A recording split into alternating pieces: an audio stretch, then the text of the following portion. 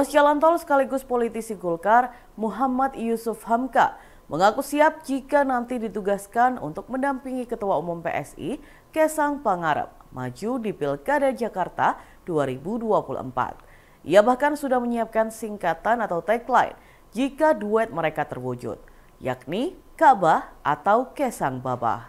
Meski begitu, Yusuf masih belum bisa menilai seperti apa sosok putra Presiden Joko Widodo yang digadang-gadang menjadi calon gubernur itu. Terlebih usianya dengan Kaesang terpaut jauh. Menurutnya penilaian tersebut lebih baik ditanyakan langsung kepada Ketua Umum Partai Golkar Erlangga Hartarto. Namun Yusuf Hamka mengaku tidak masalah meskipun usianya dan Kaesang berbeda jauh. Sebagai informasi, usia Yusuf Hamka kini 67 tahun. Sementara Kaesang Pangarep berusia 30 tahun. Menurutnya duetnya dengan Kaesang nanti seperti semboyan Tutpuri Handayani, yakni di belakang memberi dorongan. Adapun rencana memasangkan Yusuf Hamka dengan Kaesang disampaikan langsung oleh Erlangga Hartarto. Erlangga mengatakan rencana itu akan dilakukan apabila Kaesang bersedia maju di Jakarta.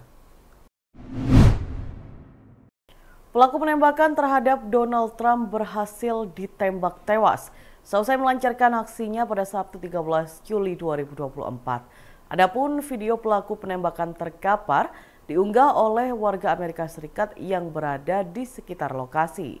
Meski begitu, pemerintah Washington ataupun tim kampanye Trump belum buka suara terkait identitas pelaku. Dikutip dari Tribun Jabar, video itu diunggah oleh akun X @hoj_snow pada Minggu 14 Juli.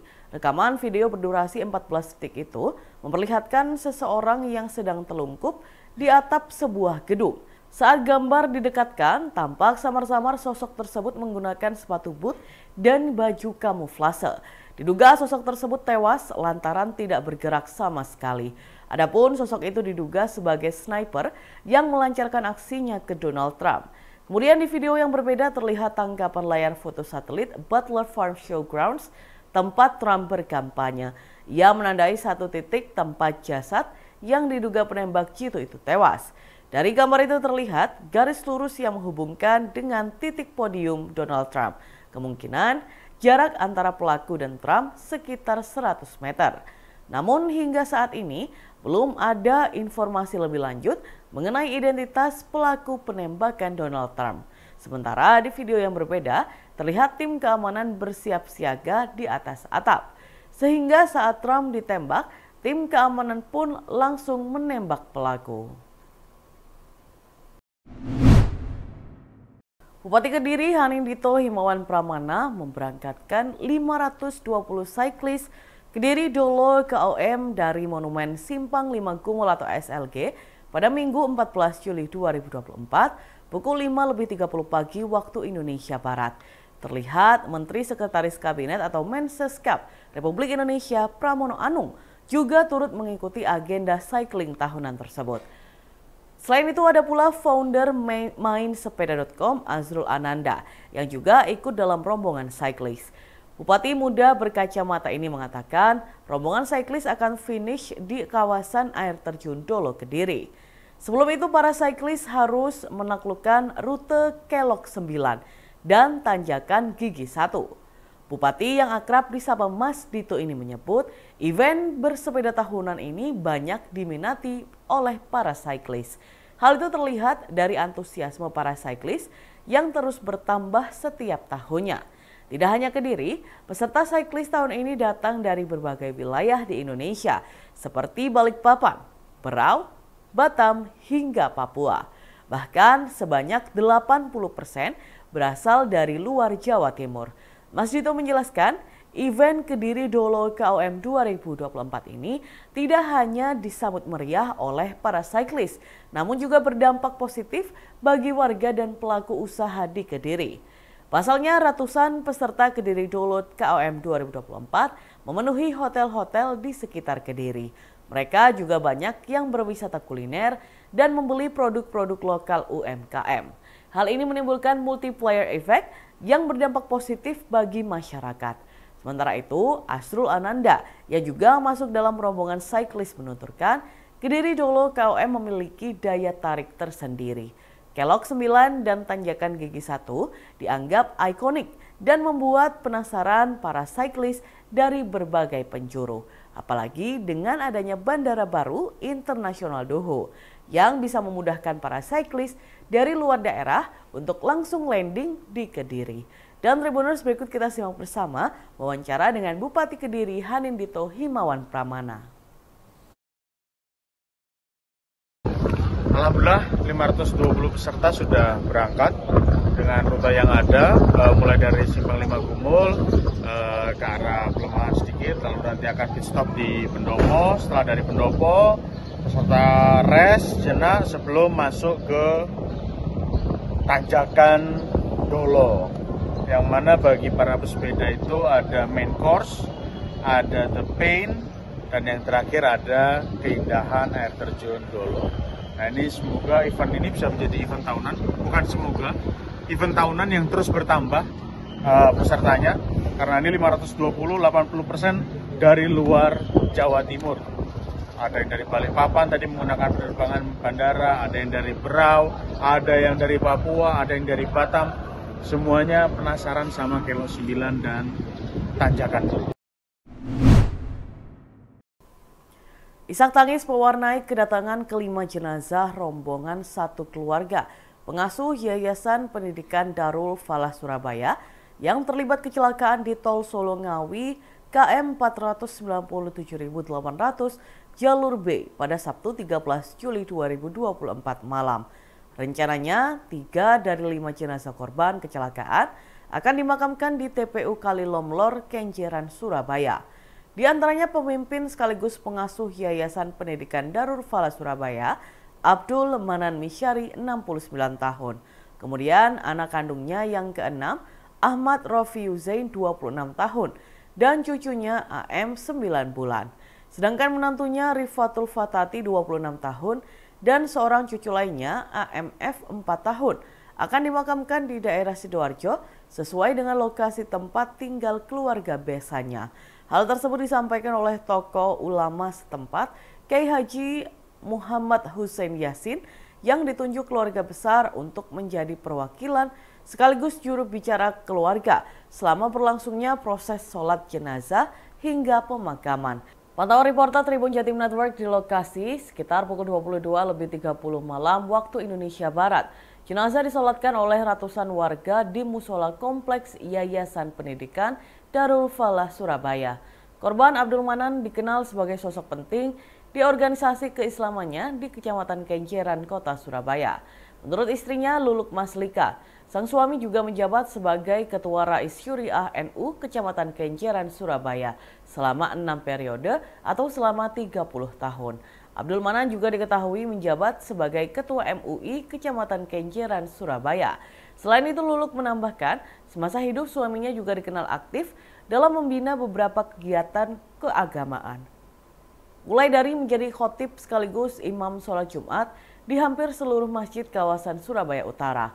Kemudian memandu istighosa setiap selesai menunaikan ibadah sholat subuh di Masjid Utama Yayasan Pendidikan Darul Falah Surabaya yang berlokasi di kompleks belakang rumah.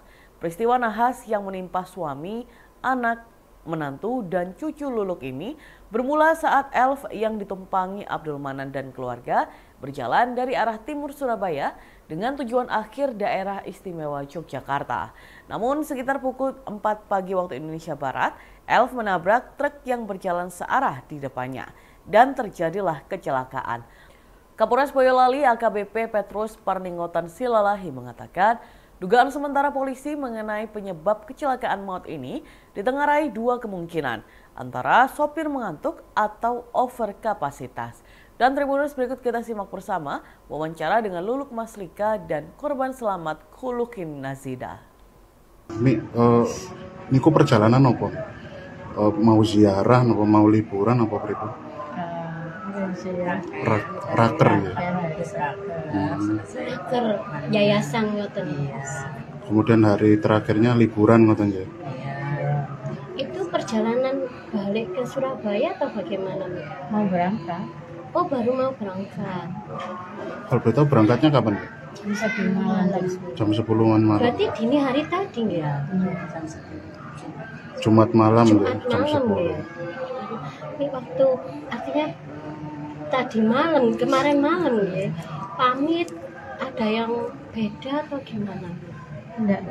Merasakannya nggak ada mungkin kalimatnya yang beliau pamit yang kadang kan yang mungkin yang tuh apa gitu Enggak ada. nggak ada. Cuman sebenarnya ini kan dulu juga mengundurkan diri, enggak ikut. Terus sudah ke yayasan itu menyadari.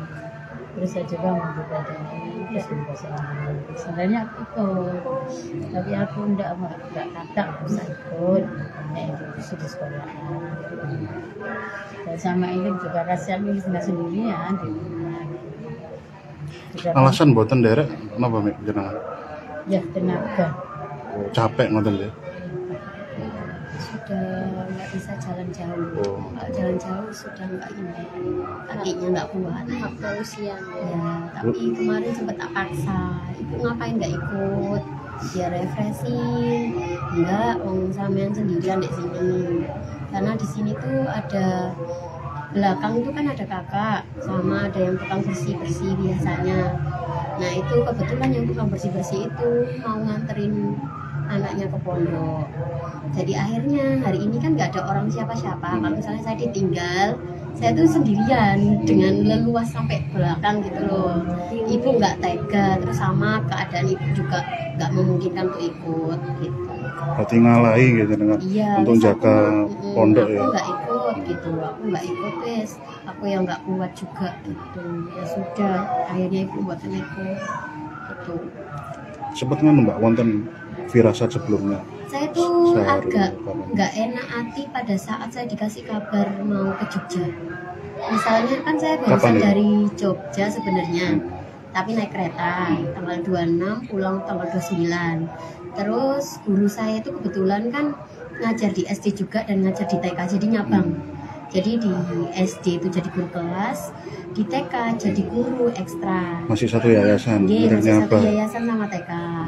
Nah, akhirnya guru saya yang di SD itu yang double itu cerita, ya aku habis ini ke Jogja loh. Ngapain?